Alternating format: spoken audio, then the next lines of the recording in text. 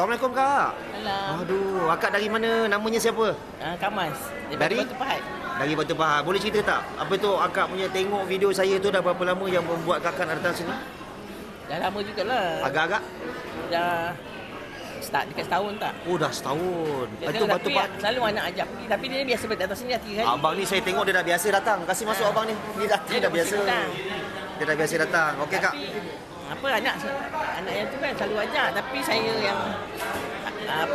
tak sempat nak datang. Oh, tak sempat Inari bawa kesempatan lah. Okey, kita nak tengok akak rasa kita punya sambal nasi lemak boleh tak? Kena tak dengan akak punya selera orang Batu Pahat? Sambal nasi lemak ni. Bismillah. Alhamdulillah. Sedap Kalau kita nak tengok akak makan king crab boleh? Kita nak tengok akak potong king crab boleh? Tapi tak kuat lah potong. Okey, boleh. Kita minta tolong abang potongkan boleh ke abang? Kita minta tolong anak dia potongkan Ni potongkan king crab untuk mak dia. Pernah makan sebelum ni king crab? Tak pernah. Ini first time lah. Baik. Besar tak kak dia punya king crab?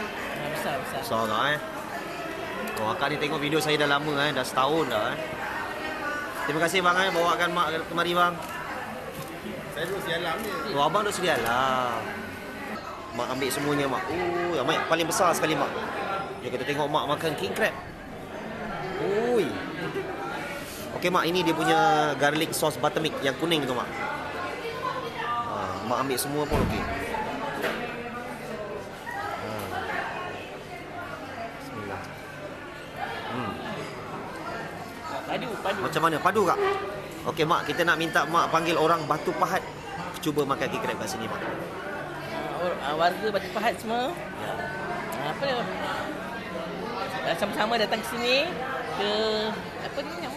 Nasi lemak lobster. Nasi lemak lobster JB. Baik, Mak. Memang terbaik lah. Berbaloi mak Berbaloi. Terima kasih banyak. Yang mana nak makan king crab harganya 498. Assalamualaikum pakcik, dah order. Terima kasih banyak pakcik. Baik. Dan kita ada ini orang Medan. Ya. Non, apa kabar Non? Makan apa itu Non?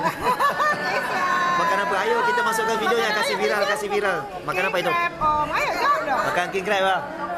Ya. Ya, baik kita tanya maknya. Mak, gimana king crab saya? Gede sekali mak. Manis, sedap. Namanya siapa? Dari mana mak?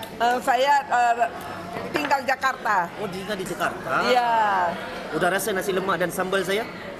Belum lagi, masih anak potong. Oh, masih dipotong king crabnya. Okey mak, iya. selamat menjamu selera. Ya, Terima kasih ya. Sudah mampir dari Jakarta.